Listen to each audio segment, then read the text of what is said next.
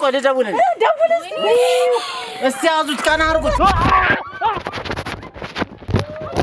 አሞሽል እንዴ ምን ነገር ብዙ አትችልም ብዬ ተዋት አላልኩህም እንዴ ምንድነው እየተናገረች እኮ ነው እርሶ ምንድነው እያሉኝ ያሉት እቺ ልጅ መናገር ትችላለች አይደለም እናንተ ቀርቶ እኮ ህብረተሰቡ ራሱ አያምነኝም ሌላው ቀርቶ እስር ቤት ራሱ ገና ስገባ ልጁን ደፍሮ ሲባል በቃ እንደ ጠላት እንደ ክርስቶስ ጠላት ነው ያዩኝ የእውነት ነው ማለት እኔ ተቸገርኩ ዞር በል አትንካኝ ዞር በል ያዳታከኝ ዞር በል ስራ አስተው ምንድነው ድምሽ አረባ እሱም ተረጋጉ ዞር በል ነው የምልሽ እርሶም ተረጋጉ እኔ አሁን ባለፈውም ከናንተ ጋራ በፍጹም ልንግባባ አልቻልም ለምን ስላልሰራው ባልሰራውት ነገር መቀመቅ ወርጄ ይኸው 12 አመት ተፈርዶ ማመክሮ ነው 7 አመት ይወጣው ምንድነው የሚሉት ትግስት ያቋል በቃ የት ነው የሚወስደው በቃ የት ነው የሚወስደው የትም አትሄድ ታስገድደኝ በቃ ታው ይያለው ልጄ ልቀቃት በቃ ተወት ሁሉ ነገር መከራ አይቼ ነውና እኔ ከዚህ በኋላ እኔ አላቅም እኔ እንደው ለሌላው ህብረተሰብ እንዲህ አይነት አባት ካለ አላውቅም እንደው ባያስበው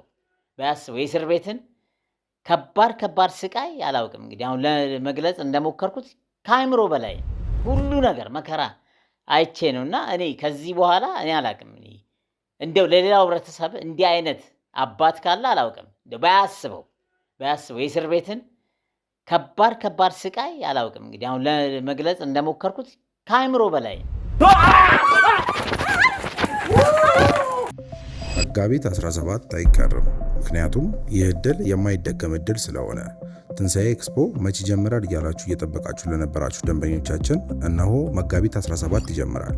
በዚህ ኤክስፖም ለሚመጡ ደንበኞቻችን ግንባታቸው 80% የደረሱ ዘመናዊ አፓርትመንትና የንግድ ሱቆችን ከ55-45 የባንክ አማራጭ ጋር ከባለ 1 መኝታ እስከ ባለ 4 መኝታ ድረስ በ5% ቅድመ ክፍያ ከ30% ቅናሽ ጋር እንጠብቆታለን። በባዛሩ ላይ ከሚቀርቡ ሳይቶቻችን መካከል ቦሌ አትላስ፣ ለገሃር 22 እና ተክለ ሃይማኖት ይገኙበታል። ቀድመው ቦታ የያዙ ለበለጠ መረጃና ለሳይት ጉብኝት በ0907 31 7874 ወይም በ0940 29 04 63 ይደውሉ። ጊፍት ሪል ስቴት ወንድሟን ይዛ መጣች። ይሄ ልጅ በቤት ውስጥ ውስን ቀን ከኖረ በኋላ ባህሪው ተቀየረ። ያባትነት ልጅ ያለው መከራ ያለውበት ስቃይ መከራዋን እንኳን ሳልካፈል ሳላያት ያመጣችሁ እኮ ምን እንዴት ብዬ ነው የምገልጽልህ? ይሄ ነገር እኮ ሲነሳ ውስጤ ነው በቃ ውስጤ ነው የሚያረው። ምኑን ነው የምነግርህ? ልጄ በዚህ አይነት ስቃይ ላይ እያለች ሳልደርስላት አባትን የሚያህል ነገር ይሄንን እስቲ ባንተ ጫማ ውስጥ ይኸው እንዴት ማምሸት፣ ሐሺሽ፣ ሲጋራ፣ መጠጥ እየጠጣ ብስጭት በቃ ቤቱን አመሰው ማለት ይቻላልና ቆይ ልደውልልህ እስቲ ያዙት ቀና አድርጉት ስለ ወንድሞ ለምንድን ነው ያልነገሩኝ ወንድሞ እዚህ ከርሶ ጋር እንደሚኖር ይሄንን ድርጊት ሊፈጽም እንደሚችል ፕሮባብሊ ለምንድን ነው ያልነገሩኝ ፖሊስ በዛ ቀጠሮ ቀን ወንድምየዋም እሷም ባለቤቴም መጡና መሰከሩብኝ በሐሰት ጥሩ ስለ ጉዳዩ እኮ ብዙ ተጨቃጨቀን ግን ምንድነው እንግዲህ ልትረዱኝ አልቻላችሁ እኔ እኮ የሚረዳኝ ሰው ነው ያጣሁት በዚህ እድሜ እንዴት እንዲህ አይነት አስጸያፊ ነገር ለዛም በልጄ ላይ ፈጽም ማን ይሰማታል ልጄ እኮ እንድትናገር እኮ አልተደረገም ዝም እንድትል ነው የሆነ ነገር እንኳን መናገር ብታስብ እንኳን አፋፏን ነው የምትላት እናትየው የኔ ወንድም የእስር ቤቱንማ ታሪክ እንዴት ልንገር ገና ስትገባ የማርያም ጠላት ነው የምትሆነው ገና የመጀመሪያ ወይንም የጌታችን ኢየሱስ ክርስቶስ ሰቃይ ነው ተደርገ በዛ አይነት መልኩ ነው ዛትማሽ ነው የምትሰራ ማን ነው ድርጊቱን የፈጸመው ነው የሚሉት ባለቤቱ ሲናገሩ እኔ ከቤት ስወጣ የነበረው እሱ ነው ቤት ውስጥም የነበረው ብቸኛው ሰው እሱ ነው ስራ ላይ እንዳለሁኝ ፖሊሶች ድንገት መጡና ትፈልጋለህ ብለው ይዘውኝ ሄዱ ወደ ጣቢያ እኔ የማውቀው ነገር የለም እኔ እኮ ባልሰራሁት ይኸው መከራዬን በሰፈር ውስጥ ስቃዬን እየበላው መንደር ውስጥ ሁሉም መጠቋቋሚያውኝ ግማሹ ይስተፋብኝ የኔ መከራ ደግሞ ሳልደርስላት እንኳን ለዚህ ስቃይ እሺ እንዳይነኩት እሺ ስልኬን እንዳይነኩት ድጋሚ እንዳይነኩኝ እኔንም ጨምር ጠያቂዎቼን እንጠይቃታለሁ ተመልስልኛለች ካለበለዚያ እርሶም እኔም ይህንን ጥያቄ ህግ ባለበት ቦታ ሄደን እንጠያየቃለን። ድጋሚ በስነ ስርዓት አርፈው ቁጭ በሉ። ጥያቄ ይመለስልኝ እኔ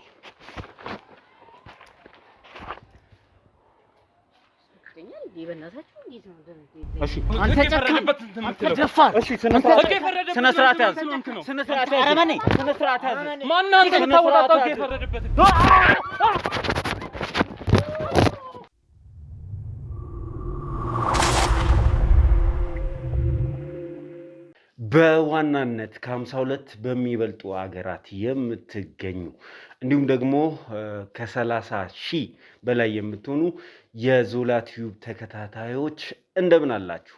በተለያየ የዓለም ጫፍ ሆናችሁ ፕሮግራማችንን የምትከታተሉ ውድ የዞላ ቤተሰቦች እንደምን ከረማችሁ ማለት እንወዳለን። እንግዲህ እንደሚታወቀው ላለፉት 10 ምናምን ቀናት ጠፍተን ነበር። ከዚህም የተነሳ የዩቲዩብ ቪዲዮቻችን ለአብዛኞቻችሁ እየደረሱ አይደለም። ይህንን ደግሞ ማሻሻል እንፈልጋለን።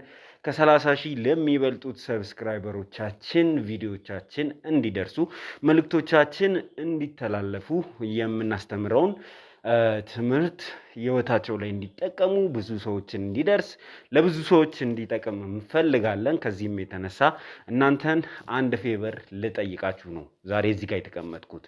እንግዲህ ይህንን ቪዲዮ ከመጀመራችሁ በፊት ላይክ ማድረግ፣ ለወዳጅ ለዘመዶቻችሁ እንዲደርስ ማድረግና ሀሳብ አስተያየታችሁን መስጠት እንዳትረሱ። ይህንን ቪዲዮ ለብዙ ሰዎች ሼር ባደረጋችሁ ቁጥር ማን ከዚህ ፕሮግራም ተጠቃሚ ሊሆን እንደሚችል አይታወቅምና ከዚህ ፕሮግራም ትልቅ ትምህርት ሊያገኙ ስለሚችሉ እንግዲህ እንደነገርኳችሁ በእነዚህ የዓለም ሀገራት የሚገኙ ሰዎች ጋር የሚገኙ ቤተሰቦቻችን ጋር ይደርስ ዘንድ ይህንን ቪዲዮ ለሁለትና 3 ወዳጅ ዘመዶቻችሁ ሼር በማድረግ ጀምሩ። እንግዲህ ዩቲዩብም ኮፒ ሊንክ ይደረጋል። ኮፒ ሊንክ ማድረግም እንዳይረሳ ማለት ፈልጋለሁ። ዛሬ እንግዲህ ወደ መጣንበት ዋነኛው ጉዳያችን ስንገባ ብዙዎቻችሁን ያነጋገረው የገዛ ልጁን የደፈረው ወይንም ደግሞ ደፈረ የተባለው አባት ጉዳይ ዛሬ እንግዲህ ወደ እናንተ የምናደርሰው ጉዳይ ነው። እንግዲህ ሁላችሁም እንደምታስታውሱት ይሄ አባት ልናናግረው ሞክረን ነበር ስለ ጉዳዩ። እሱ የሰጠን ምላሽ ግን እኔ በፍጹም እንዲህ አይነት ድርጊት አልፈጸምኩም፣ እኔ አውሬ አይደለሁም፣ የገዛ ልጄ ላይ እንዲህ ላደርግ አልችልም የሚል ነገር ነው። ይህንን ነገር እንግዲህ የጀመርነው ሁላችሁም እንደምታስታውሱት አንድ እህት ደውላልን ነበር። የገዛ አባቷ ደፍሯት በህመም ላይ የምትገኝ ጓደኛ አለችኝ። እቺ ጓደኛዬ ተነስታ መንቀሳቀስ እንኳን እስካትችል ድረስ ዊልቸር ላይ ተቀምጣ በዳይፐር የምትጸዳዳ ሆናለች። ይህንን ሁሉ ደግሞ ያደረሰባት የገዛ አባቷ ነው።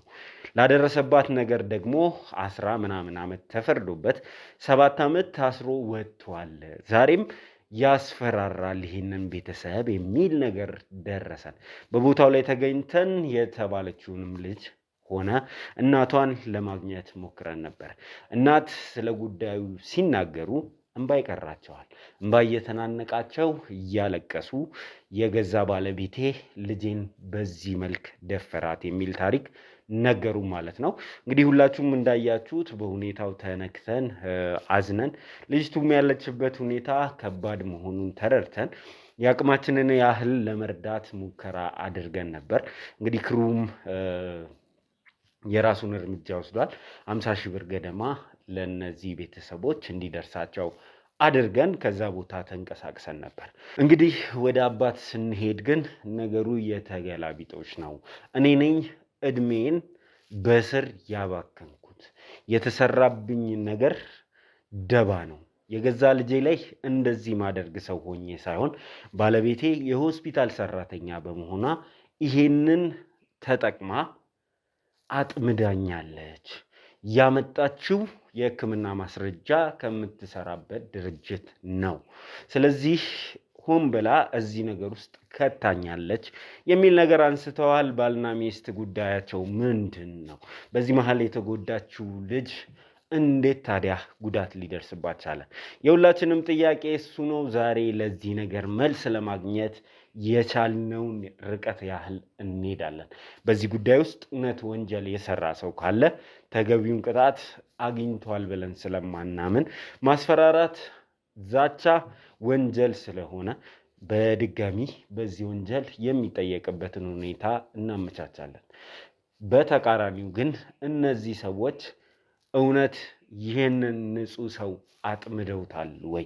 እውነት ይሄ ንጹህ ሰው ሳይገባው በስራ አሳልፏል ወይ የሚለውን ነገር ካጣራን ግን ነገሩ ተቃራኒ ይሆናል ማለት ነው። ይህ ጉዳይ እጅግ ውስብስብና አጓጊ ነው። ስለዚህ እናንተ ይህንን ቪዲዮ በላይክ ጀምሩት። እኛ ደግሞ በወኔና በብርታት እንገፋበታለን።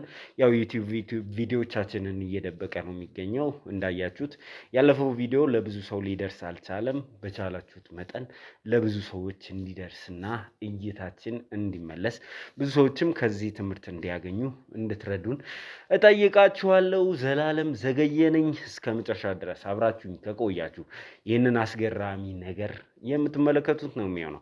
በመግቢያው ላይ እንዳያችሁት እጅግ አጓጊ ብዙ ክስተቶች ተከስተዋል። እነሱንና ሌሎችም ይከሰታሉ። እስከ መጨረሻ ድረስ አብራችሁኝ ነው።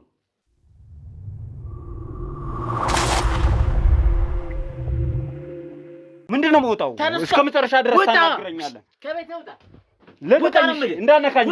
እንዳነካኝ ነርሱኝ ይሰራ የለም በሽፍት ስራ ስለምንሰራ ያዳር አለ የጧት አለ እና አዳር በመሆንበት ሰዓት ነው ነገር የተፈጠረው። እንግዲህ ምንም ማድረግ አንችልም። ጓደኛዬ ክራንች ላይ ነው ያለችው። እሷን ማደን አለብኝ ብዬ ነው እኔ ራሴን መስዋዕት አድርጌ እዚህ ጋር እንትን እያልኩ ያለሁት። በጣም እህቴ መከታዬ ስለሆነች ነው። ወደቡ ሆ ብሎ ቡናው ላይ ጠቅላላ ወሬ አጠቃላይ የኔን አባት ልጁን ደፈረ ባልሰራው ሰውንም ከማስቸግር ብዬ ራቅ ያለ ቦታ እንደው ሰው ማያቀኝ ቦታ እየሄድኩ እየለመንኩ ነገርኛ ይሄው ራሱ እያሰራለ ይሄ ራሱ እኮ ማስፈራለ።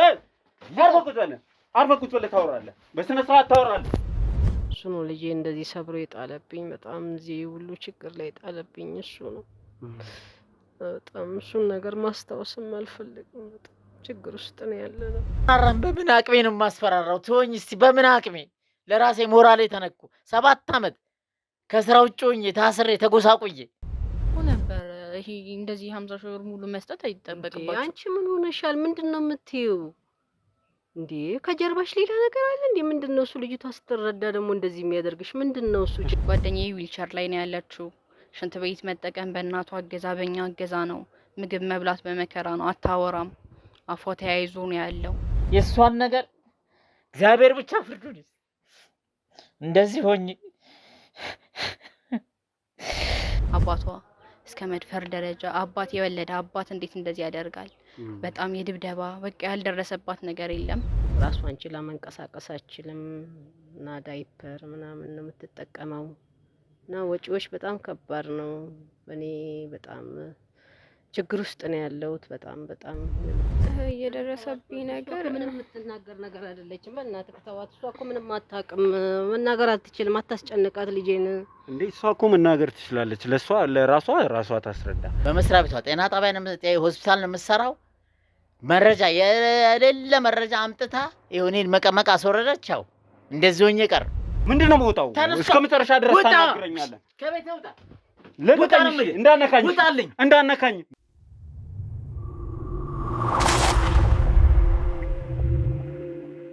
እሺ እንግዲህ ተመልካቾቻችን ተመልሰን መጥተናል። እንግዲህ ትላንትና ሁላችሁም እንዳያችሁት ይህንን ታሪክ ከሰማን በኋላ ቀጥታ ድርጊቱን ፈጽመዋል የተባሉት አቶ ዳዊት ጋር ነበር የሄድነው።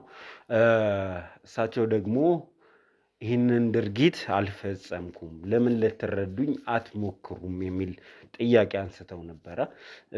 እኛም ደግሞ በመካከላችን አለመግባባት ተፈጥሮ ነበረ። ከቤቱ እስከ ማስወጣት ድረስ ደርሰዋል። ነገሩ ግን ያው እኔ ሳልፈጽመው እድሜ ልኬን እየተከተለ ይሄ ጉዳይ ስሜን ያጠፋል፣ መኖር ይከለክለኛል ብዬ አምናለሁ ሲሉኝ ነበር ማታ በስልክ ስናወራና ለዚህም ነው ዛሬ እንግዲህ በፍቃደኝነት እዚህ ድረስ መጥተው ለማብራራት ፍቃደኛ የሆኑት። ግን የተፈጠረው ነገር እኛ ታሪኩን ሰምተን ነው የመጣ ነው። የሰማነው ነገር ደግሞ አንድ አባት ልጁን እንደዚህ ያደረገ የሚል ነገር ሰምተን ተመልሰው እያስፈራሩ ነው የሚለውን ነገር ደግሞ ስንጨምር ጉዳዩ ትንሽ ወት የሚያደርግ ነበር። ልጁን ደፈረ የሚባል አባት ጋር ቁጭ ብሎ ማውራት በራሱ ከሞራልም አንጻር ልክ ነው ብዬ አላስብም እና ከዚህ የተነሳ ትንሽ በመካከላችን ክፍተት ተፈጥሮ ነበር። ስለ ሁኔታው የሚሉን ነገር አለ? ጥሩ። ስለ ጉዳዩ እኮ ብዙ ተጨቃጨቀን፣ ግን ምንድነው እንግዲህ ልትረዱኝ አልቻላችሁ። እኔ እኮ የሚረዳኝ ሰው ነው ያጣሁት። በዚህ እድሜ እንዴት እንዲህ አይነት አስጸያፊ ነገር ለዛም በልጄ ላይ እፈጽማለሁ? አይደለም እናንተ ህብረተሰቡ ራሱ ሊረዳኝ አልቻለም። እና በጣም ችግር ውስጥ እኮ ነው ያለው እኮ። ባለፈው ለመነጋገር ሞከርን ብዙ አይደለም እንዴ? እኔ እኮ እንደዚህ አይነት አስጸያፊ ነገር እንዴት በልጄ ላይ ልሰራ እችላለሁ? በጣም ትልቅ ነገር ነው። አይደለም እናንተ ቀርቶ እኮ ህብረተሰቡ ራሱ አያምነኝም። ሌላው ቀርቶ እስር ቤት ራሱ ገና ስገባ ልጁን ደፍሮ ሲባል በቃ እንደ ጠላት እንደ ክርስቶስ ጠላት ነው ያዩኝ። የእውነት ነው የምልህ። እኔ ተቸገርኩ፣ ተሰቃየሁ እኮ። ምን ማድረግ ነው የምችለው? በሁሉም ቦታ ላይ ያለው አመለካከት ኢቭን ሌላው ቀርቶ አሁን ተፈትቼ ራሱ ህብረተሰቡ ለእኔ ያለው አመለካከት በመንደር ውስጥ ከበድ ያለ ነው። ምክንያቱም እንደ አሪዮስ ነው የሚያዩኝ። ልጁን የደፈረ እንግዲህ ያው ያ ነው ከእናንተ ጋር ሊያግባባን ያልቻለው። እና እኔ በዚህ እንትን ውስጥ በጭራሽ በቃ ባልሰራሁት ነገር መከራዬን በላው። እስር ቤት ያለውን ስቃይ ታውቀዋለህ። ሁሉ ነገር አይመችም። በእኛ እድሜ እንግዲህ አስበው፣ ሽማግሌ እዛ ገብቶ ብዙ መከራ ነው ያየሁት። እና እንዴት ማድረግ ነው የሚቻለው? ለዛ ነው እኔ አሁን ባለፈውም ከእናንተ ጋር በፍጹም ልንግባባ አልቻልም። ለምን? ስላልሰራሁ። ባልሰራሁት ነገር መቀመቅ ወርጄ ይኸው 12 ዓመት ተፈርዶ ማመክሮ ነው 7 ዓመት የወጣሁት። ከዛ ወዲህ ስቃይ ላይ ነው ያለሁት። ብቸኝነቱ በል ሁሉ ነገር በህብረተሰቡ ዘንድ ያለው አመለካከት ያ ሁሉ ውስጤን ጎድቶኛል። እና በዚህ ምክንያት ነው ከእናንተ ጋር ራሱ በቃ በፍጹም ያ ሁሉ ጭቅጭቅ ያ ሁሉ አምባጓሮ ሊፈጠር የቻለው በዚህ ምክንያት ነው። አሁን ለተፈጠረው ችግር ሁሉ ይቅርታ ጠይቃለሁ። እንግዲህ ያ ሁሉ ጭቅጭቅ ላለመግባባት ደርሰናል። ለምን? እኔ በስራ ውስጥ ስላልነበርኩ ነው። እናንተንም ኃይለ ቃልም በመናገር ከቤቴም ውጡ በማለት አምባጓሮ በማድረጌ እጅግ አድርጌ ይቅርታ ጠይቃለሁ። ዋናው ነገር ምንድን ነው? ህግ የመረጃና ማስረጃን ብቻ ተከትሎ የሚደረግ ነገር ነው። መረጃና ማስረጃ እርሱን ጥፋተኛ አድርገውት ሊሆን ይችላል። መረጃና ማስረጃ ጥፋተኛ አደረገውት ማለት ድርጊቱን ፈጽመዋል ማለት ላይሆን ይችላል። እንደ አንድ የህግ ባለሙያ ይህንን በደንብ እረዳለሁ። ከዚህ በፊትም ያለ ጥፋታቸው ያለ ስራቸው በስር ያሳለፉ ሰዎች አውቃለሁ። ምናልባት ይሄ ነገር ተደርጎበት ሊሆን ይችላል። ከኛ ግን ምንድን ነው የሚጠብቁት? አንድ ልጁን የደፈረ አባት፣ ህግ ጥፋተኛ ያለው አባት በዛ አይነት ሁኔታ ውስጥ ስናገኝ ከዚህ የተለየ ጥያቄ መጠየቅ እንችል ነበር ወይ? እንዴት እንደዚህ አይነት ድርጊት ይፈጽማል? እርሶስ ቢሆኑ ከዚህ የተለየ ነገር ያደርጋሉ?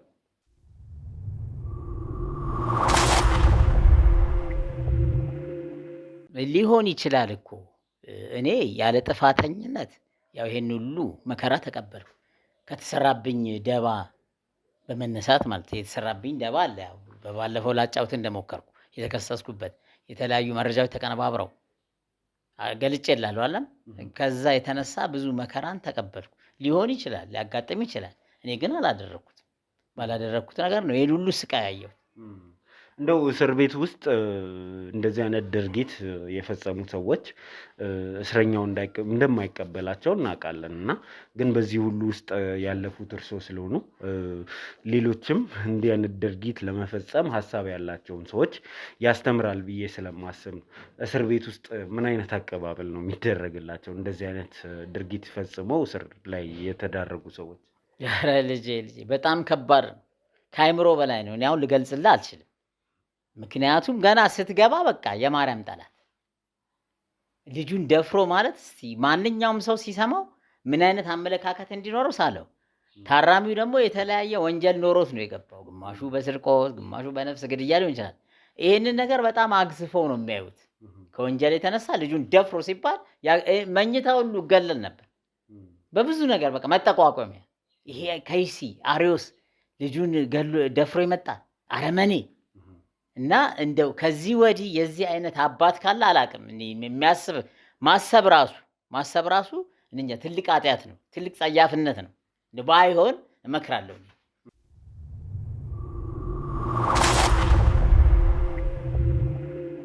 የኔ ወንድም የእስር ቤቱንማ ታሪክ እንዴት ልንገርህ? ገና ስትገባ የማርያም ጠላት ነው የምትሆነው። ገና የመጀመሪያ ወይንም የጌታችን ኢየሱስ ክርስቶስ ሰቃይ ነው ተደርግ። በዛ አይነት መልኩ ነው ዛትማች ነው የምትሳለው እና በጣም ከባድ ነበር። ቁጭ ብለህ ምግብ ላይ ራሱ ግማሹ ይተፋባል ሲያል እየበላ ቤተክርስቲያን ስትሄድ መቀመጫ ራሱ አይሰጡህም። በተኛውበት የሚመታኝማ እኔ አላውቀውም። ስባንን ነው አንድ ወቅትማ አይኔ ሁሉ ጠፍቶ የት ልታከም ፖሊሱ ከፖሊስ አኳያ ራሱ ጸያፍነቱን ነው። ለምን የተሰራው ስራ ያው ልጅን መድፈር ከባድ ነገር ነው ለአይምሮ ከአይምሮ በላይ ነው። ስለዚህ ያየሁት መከራ እኔ አሁን ልገልጽልህ አልችልም። ከአይምሮ በላይ ነው ለመግለጽ ያየሁት መከራ። ቤተክርስቲያን መሄድ አልችልም። በቃ ብቸኝነቱ ሌላ እስር ነው። እዛው እስር ቤት የተፈጠረ ሌላ እስር በለው ሌላ። ለምን ብቸኝነት ያገሉኛል። ዋናው መገለል ይሄ ጨካኝ አረመኔ ልጁን አብራኩን የደፈረ ምን አይነት ርኩስ ነው። በቃ ሌላ ምን አይነት ቃል ልቀበል ከርኩሰት በላይ ከበድ ያለ ነበር። ማገለሉማ ልነግርህ አልችልም። ምግብ ስበላ ግማሹ ሲተላለፉ ይገላምጡኛል፣ ይጠቋቆማሉ፣ ይተፉብኛል፣ በእርግጫ የሚመቱኛሉ።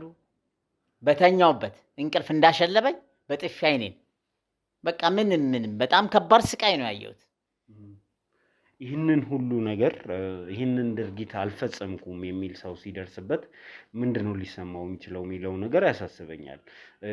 ይህን ድርጊት ሳይፈጽሙ እንደፈጸሙ ተደርጎ ይሄ ሁሉ ነገር ከደረሰቦት እውነት ያልፈጸሙት ከሆነ ማለት ነው ምን ሲሰማውት ነበር በሰዓቱ? ምን ብዬ ልንገር? እጅግ የሚያሳዝን በቃ እዛ እስር ቤት ውስጥ ያለው መከራ አሁን ለመግለጽ እንደሞከርኩ በቃ እጅግ በምን አይነት መልኩ እንደምገልጽልህ አላውቅም። እኔ ይሄንን ድርጊት ሳልፈጽም ገብቼ ነው እንግዲህ እሱ ደግሞ ሌላ በሽታ ነው።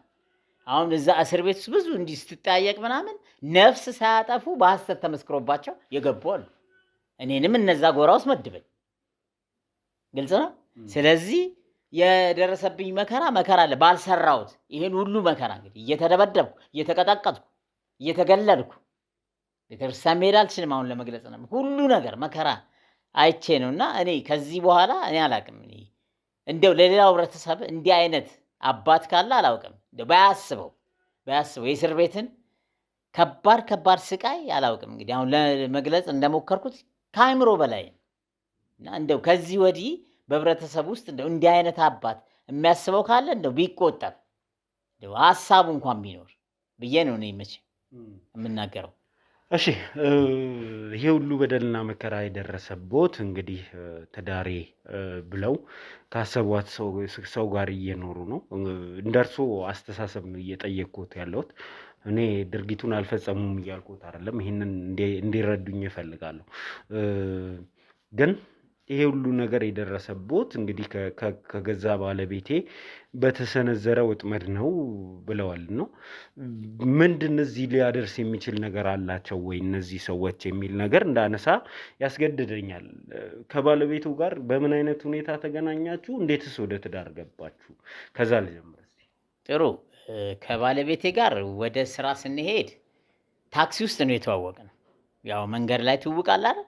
የእህሏ ጉዳይ ሆነና ኑሮ መሰረት ወደ ፍቅር ገባን። ከዛ በኋላ ኑሮ መሰረት ማንኛውም ሰው ትዳር መስርቶ እንደሚኖረው መኖር ጀመረ።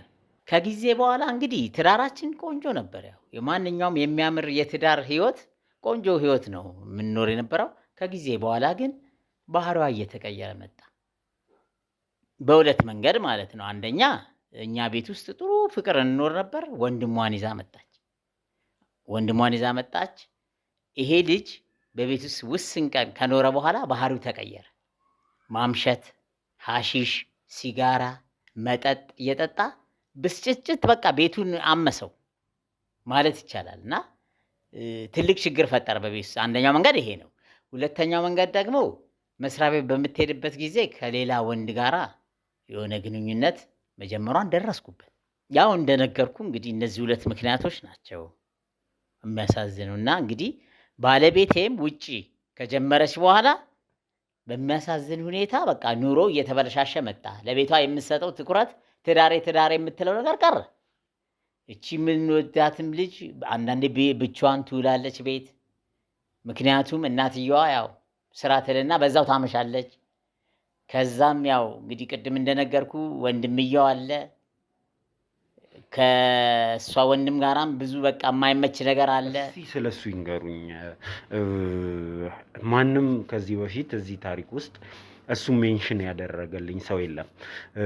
በምን አይነት ሁኔታ ነው? ለምንድን ነው እዛ ቤትስ የመጣው? እንዴትስ ነው እናንተ እንደዚህ አይነት ነገር ድርጊቶች እንደሚፈጽም እያያችሁ ሀሺሽ ይጠቀማል ብለዋል። ይህንን እያወቁ እንዴት ልጆት አጠገብ እሱ እንዲኖር አደረጉ? ይኸውልህ ይሄ ልጅ የመጣ ወንድሟ ባለቤቴ ወንድሟን ለማስተማር ነው። ላስተምረው ብላ ነው ከቤተሰብ ያመጣችው። ይሄ ልጅ ከመጣ በኋላ ትንሽ ቀን ከተማረ በኋላ ትምህርቱን አቋረጠ። ትምህርት ቤት እሄዳለሁ እያለ ነው የሚወጣው ከቤት።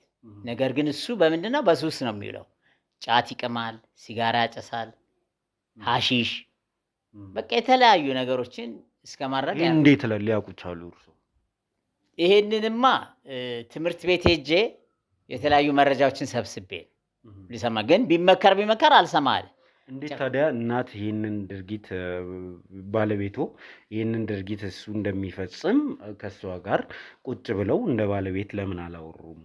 ከዛ በኋላ ይህ ልጅ ለምን እርምጃ አልወሰዳችሁበትም? ጥሩ ተወያይተናል። ይሄ ነገር እንዳለ ነገርኳት። ከነገርኳት በኋላ እኮ በግልጽ የሚታይም ነገር ነው። ሰክሮ ይመጣል፣ ማታ አምሽቶ በር ያንኳኳል። ክብር የለንም። እኔ ራሴ በቤቴ ክብር የለኝም። ወንድሟ ነው፣ ስጋዋ ነው። ስለዚህ ነግራታለሁ። ሊለወጥ አልቻለም። የተወሰነ ምክር ብሰጠውም ልጁ ሊለወጥ አልቻለም። ለምን? በሱስ ተይዟል። ይሄ ነው ያለው ነገር። እሺ እንግዲህ ዋነኛው ነገር ይሄ ሁሉ ነገር ዛሬ እኛም ይህን ፕሮግራም እንድንሰራ ያደረገን አባት ልጁን ደፈረ የሚለው ሀሳብ ነው። እስቲ ስለዛ ቀን ይንገሩኝ። በምን አይነት ሁኔታ ነው ይሄ ነገር እርስዎ ላይስ ሊሳበብ የቻለው? እንዴትስ ነበር የነበረው ሁኔታ?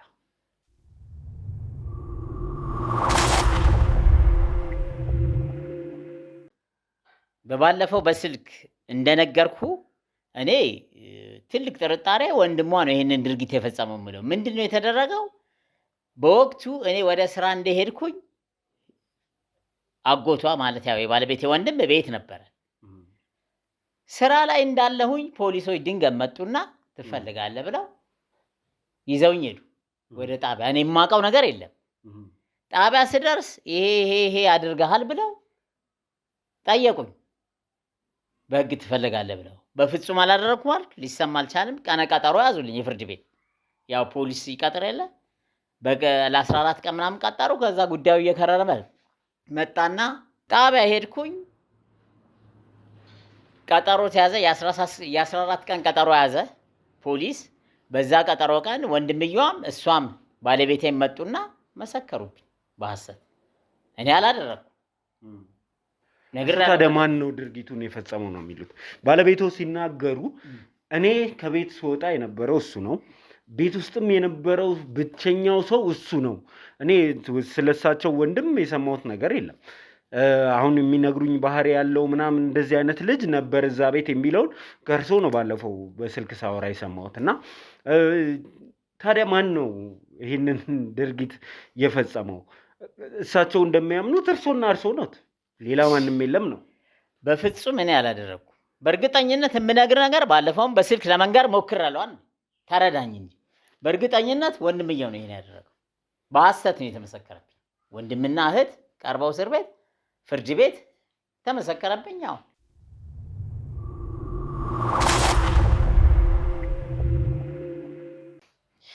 እንዴት ብዬ ነው ባለፈው እኮ አስረዳሁ አይደለም እንዴ? ይሄ እኮ እኔ ላይ የተቀነባበረ ባለፈው እንደገለጽኩልህ እኮ የተቀነባበረ ሴራ ነው እኔ ላይ። መረጃው ራሱ ከመቅረቡ የተነሳ ከመስሪያ ቤት ከጤና ሆስፒታል ለምሰራው አቀነባብራ ያመጣችሁ እኮ ነው። ምን እንዴት ብዬ ነው የምገልጽልህ? ይሄ ነገር እኮ ሲነሳ ውስጤ ነው በቃ ውስጤ ነው የሚያረው።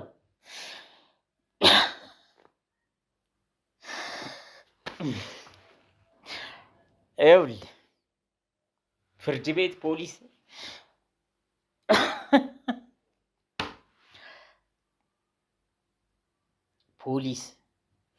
ቀነ ቀጠሮ ከያዘ በኋላ ሁለቱም መሰከሩብኝ በሐሰት ማለት ነው።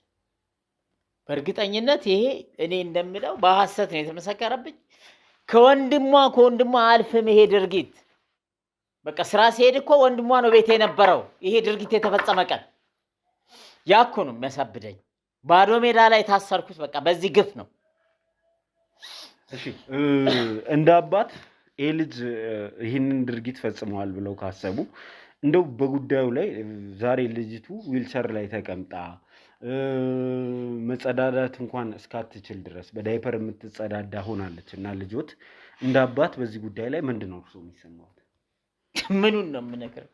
ልጄ በዚህ አይነት ስቃይ ላይ እያለች ሳልደርስላት አባትን የሚያህል ነገር ይሄንን እስቲ በአንተ ጫማ ውስጥ ይኸው እንዴት እንደሚያም እኮ እኔ አላቅም። እኔ እኮ ባልሰራሁት ይኸው መከራዬን በሰፈር ውስጥ ስቃዬን እየበላው መንደር ውስጥ ሁሉም መጠቋቋሚያ ሆኜ ግማሹ ስተፋብኝ የኔ መከራ ደግሞ ሳልደርስላት እንኳን ለዚህ ስቃይ የአባትነት ልጄ ያለው መከራ ያለውበት ስቃይ መከራዋን እንኳን ሳልካፈል ሳላያት ከስር ከወጡ በኋላ እያስፈራሩን ነበር የሚል ነገር ቤተሰቦቹ አንስተዋል። እሱን እኮ ነገርኩ ባለፈው አይደል? አላስፈራራም። በምን አቅሜ ነው የማስፈራራ? እሱን ነገር አታንሳብኝ። እሺ አሁን ለመረጋጋት ለምን አይሞክሩም? እርሱ ተረጋግተው ስለ ጉዳዩ ያልሆነ ነገር ስለሆነ ነው የሚያረጋጋኝ እኮ ውስጤ ይቃጠላል። ከምን ተነስቶ ቤተሰቡ እያስፈራራን ነው፣ እየመጣብን ነው፣ እየደረሰብን ነው ሊል ይችላል? ከምን ተነስቶ በምን አቅሜ ነው የማስፈራራው? እኔ እኮ አሁን የተጎዳው ሰው ነኝ። ብቸኝነት የሚያጠቃኝ በመንደሩ ስንት ስቃይ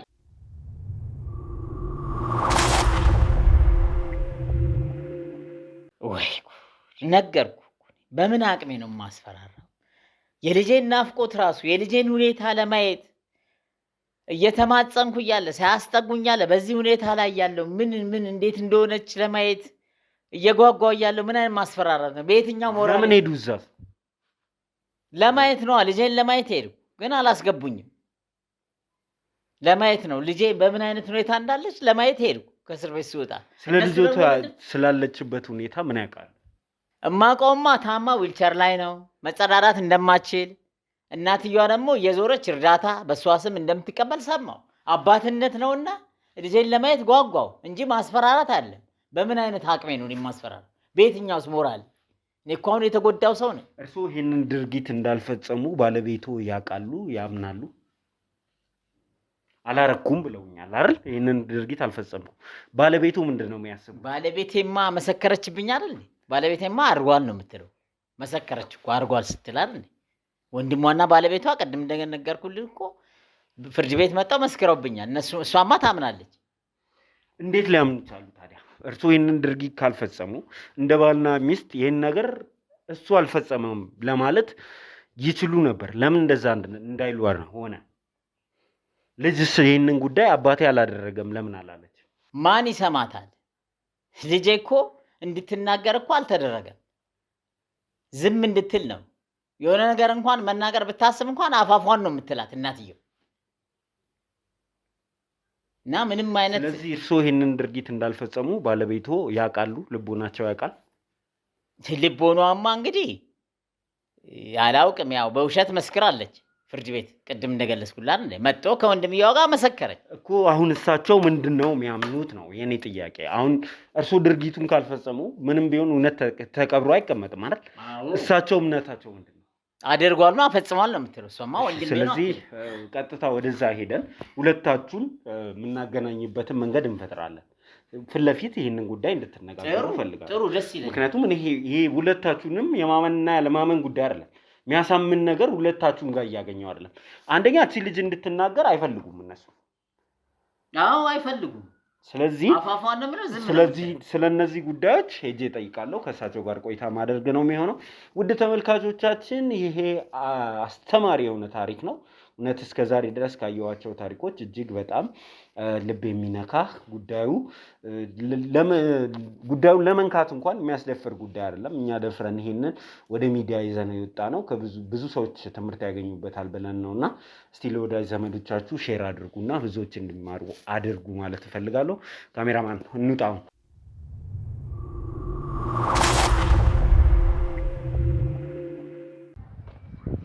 ሰላም ዋላችሁ።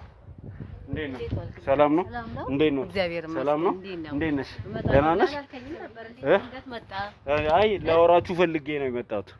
እሷንም ማውራት ፈልጋለሁ፣ እርሱንም ማውራት ፈልጋለሁ። አንዴ ተስተካክለው ቁጭ ማለት ይችላል? ምኑ? አይ ቁጭ ብለን እንድናወራ እንድንቀረጽ ነው። ትላንት እኮ አወራን አይደል እንዴ? ዛሬ ታዲያ ምን አስፈለገ ዛሬ? እንዴ ምን ያደርጋል አሁን ወሬ? በእናትህ ሰውየውም እየተንቀሳቀሰ ነው አለ አይደለም? በስነ ስርዓት ቁጭ ብለን ማውራት ያለብን ነገር አለ አይደለም እንዴ? ሰውየው መያዝ ነበረበት አይደል እንዴ? ዝም ብለን አሁን ብናወራ ምን ቁም ነገር አለው? ወሬ ብቻ ምን ይሰራልኛል? እኔ እሺ፣ እኛ እንድናወራ የመጣ ነው በጣም ብዙ ነገር ነው። የተሰራው ነገር ልክ እንዳልሆነ ከሳቸው ጋርም ቁጭ ብለን ብዙ ነገር አውርተናል። ከናንተ ጋርም ማውራት እንፈልጋለን። እኔ እንደዚህ አይነት ነገር እኔ ምንም ምቾት አይሰጠኝም። አሁን ዝም ብለን ብናወራ ከሰውየው ጋር ባወራ እኔ ትርጉም የለውም እኮ ህግም ጥሶ የወጣ ሰው ነው አይደል እንዴ? ስለዚህ ከእርሶ ጋር ማውራት እንፈልጋለን እያልኩት ነው። ቁጭ ብለን በስነ ስርዓት ማውራት ያለብን ነገሮች አሉ። እሷም እንድታወራን እንፈልጋለን። ስለ ሁኔታው ከሷም መስማት እንፈልጋለን። እሷ ምን ታወራታለህ? ነገርኩህ አይደል እንዴ? ጨረስን እኮ ትናንት ተነጋገርን አይደል እንዴ? ልጅቷን አታስጨንቅብኝ። ራሱ የተጎዳችው አንሶ። እሺ አንዴ ካሜራማን አንተ ተስተካከለና ቁጭ በል። እኔ ማዋራት እፈልጋለሁ ብዬውታለሁ። ቁጭ ብለን በስነ ስርዓት ማውራት ያለብን ነገር አለ።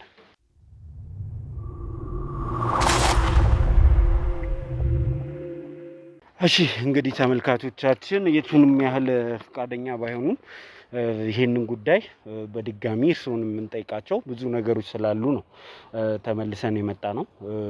እንግዲህ እሷም ስለ ጉዳዩ አንዳንድ ነገር እንድታወራን እንፈልጋለን። ዛሬ ወደው ሳይሆን በግዶትም ቢሆን ይሄንን ነገር ይነግሩናል። በዚህ ጉዳይ ላይ ተስማምተን እንጀምር። ምኑን ነው የምነግርህ? ነገርኩህ አይደል እንዴ? የሆነውን ነገር እኮ ትናንት ተነጋገርን። ዛሬ ምን አዲስ ነገር መጣ? አዲስ ነገር ካለ ንገረኝ ካንተ እንጂ እኔ። እሺ ብዙ አዲስ ነገር አለ። ለምሳሌ እርሶ ባለቤቶ ልጆትን እንደደፈሩ እና በሰዓቱ እሳቸው ብቻ እንደነበሩ ነው የነገሩን። ከእሳቸው ውጪ እዚህ ቤት ነዋሪ አልነበረም? አለ ወንድሜ ይኖራል። በወቅቱ ስወጣ ግን አባትየው ነው ቤት ውስጥ የነበረው። ትላንትና ባለፈው ባወራነው ጊዜ ግን ያሉኝ አባት ብቻ እና ብቻ አብረው እንደሚኖሩ ነው። ስለ አጎትሽ ልትነግሪኝ ትችላለሽ? አጎቴ የእናቴ ወንድም ነው። አብሯችሁ ነው የሚኖረው? አዎ እስከሆነ ጊዜ ድረስ አብሮ ነበር የሚኖረው። አንቺ ምን ሆነሻል? አሞሽ የለ እንዴ? ምን ነገር ብዙ አትችልም ብዬ ተዋት አላልኩህም እንዴ? ምንድነው እየተናገረች እኮ ነው። እርሶ ምንድነው እያሉኝ ያሉት? እቺ ልጅ መናገር ትችላለች። ትላንትና የደረሰባትን ነገር ማስረዳት ትችላለች። ስለዚህ ዛሬ በስነ ስርዓት ታስረዳናለች እያልኩት ነው። ስነ ስርዓት ይዘው ይቀመጡ። አጎታችሁ አብሯችሁ ነው የሚኖረው? አዎ ከኛ ጋር ነበር አብሮ የሚኖረው። አሁንስ ይኖራል? አዎ ማለት አሁንም ከኛ ጋር ነው ያለው። ከኛ ጋር ነው የሚኖረው። ይህንን ነገር ያደረገብሽ አባትሽ ነው? ምንድነው የሚሉት እርሶ? ምንድነው የሚሉት? ትግስት ያልቋል። በቃ የት ነው የሚወስደው? በቃ የት ነው የሚወስደው? የትም አትሄድም። ታስገድደኝ። በቃ ታው ብያለሁ። ልጄን ልቀቃት። በቃ ተወት። ጥያቄውን እንድትመልስልኝ አድርጉ። አይደለም አትገፍትረኝ። ጭራሽ በልጄ ትገፈትረኛለህ። ዞር በል በቃ። ይኸውልህ ጥያቄ ነው የጠየቅኳት። መናገር የምትችል ልጅ ናት። ትነግረኛለች። ምንድነው የምትነግርህ? እኔ ጠየቅከኝ መለስኩልህ አይደል እንዴ? በቃ የተፈጠረውን ነገር ነገርኩህ እኮ። ምንድነው እሱ የምታስጨንቀኝ? እኔ ከሷ ጋር ነው ማውራት የምፈልገው። በቃ እኔ ከሷ ጋር ፈቃደኛ አይደለችም። በቃ ተነሽ። ፈቃደኛ አይደለሽም? ፈቃደኛ አይደለሽም ወይ? አትመልሽልኝም ይሄንን ጥያቄ? እሺ እንዳይነኩት። እሺ ስልኬን እንዳይነኩት። ስልኬን እንዳይነኩት። ስልኬን እንዳይነኩት። ድጋሚ እንዳይነኩኝ እኔንም ጭምር። ጥያቄዎቼን እጠይቃታለሁ፣ ትመልስልኛለች። ካለበለዚያ እርሶም እኔም ይሄንን ጥያቄ ህግ ባለበት ቦታ ሄደን እንጠያየቃለን። ድጋሚ በስነ ስርዓት አርፈው ቁጭ በሉ። ቁጭ በሉ። ጥያቄ ይመለስልኝ እኔ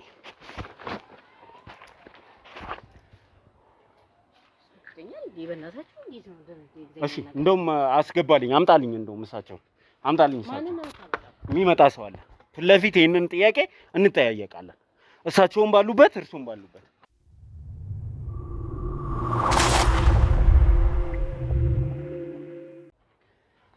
ኑ ግቡ። እንዴ ልጄን እንዳትነካት መለስ። ልጄን እንዳትነካት። ዞር በይ። እሺ ስነ ስርዓት ያዝ። ዞር በል አትንካት። ዞር በል ስራሽን ስራ አስተው ምንድን ነው? ኧረ እባክህ እርሶም ተረጋጉ። ዞር በይ ነው የምልሽ። እርሶም ተረጋጉ። አጠገቤ እንዳትጠጊ። አዎ ልደበድበኝ ተረጋጉ። እንዳልነካት ብያለሁ። ወይኔ አለው አለ እሺ አሁን እንትን አትበሉ። ምን ያስመስላል? ስነ ስርዓት ይዘው እናወራለን። እባክህ ዝም በለኝ። ስነ ስርዓት ይዘው ታስፈርደሽብኝ ያሰራሽን ታውቂያለሽ። ስነ ስርዓት ይዘው እናወራለን። ወንድምሽ ኧረ እባክህ ማነቅ ነበረ ደግሞ ጨረሽ ወንድሜ መስለህ ጀመርክ። እርሶም ስነ ስርዓት ያዙ። እርሶም እረፉ፣ ተረጋጉና ቁጭ ብለን እናውራ።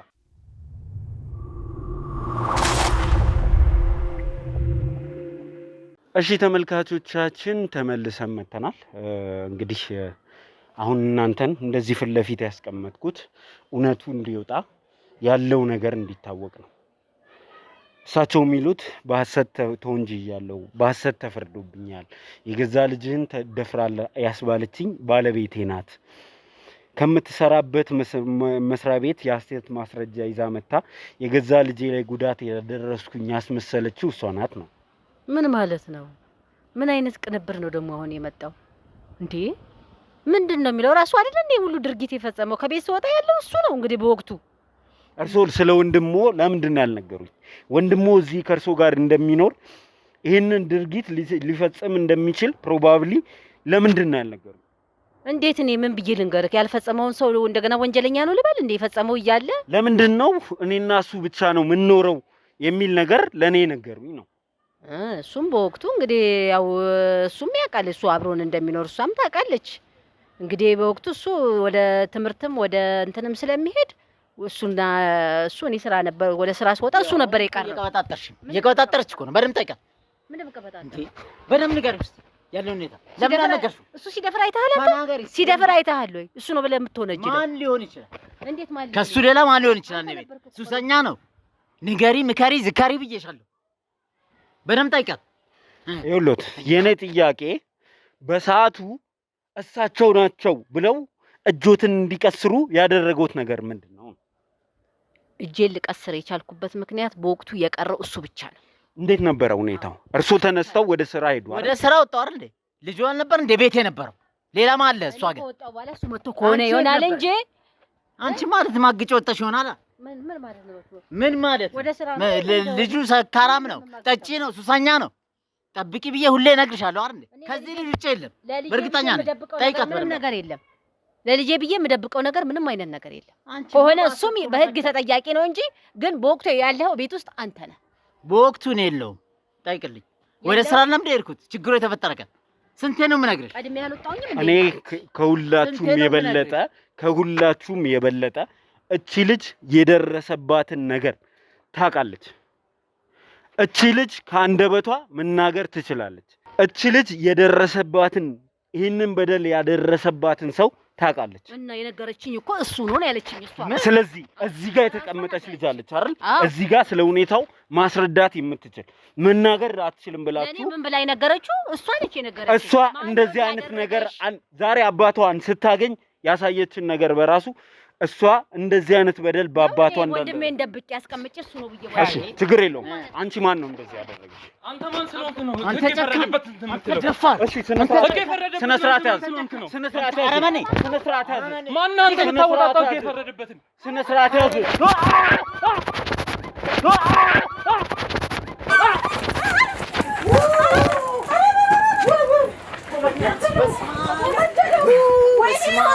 እስቲ አምቡላንስ ቆይ ልደውልልህ። እስቲ ያዙት፣ ቀና አድርጉት። ጨርቅ ነገር አምጪ እስቲ። ውይ ጨርቅ ነገር እስቲ ደግፉና ፋሻ ካለ ጎረቤት እንትን ጠይቂ። እስቲ አምቡላንስ ጠይቂ።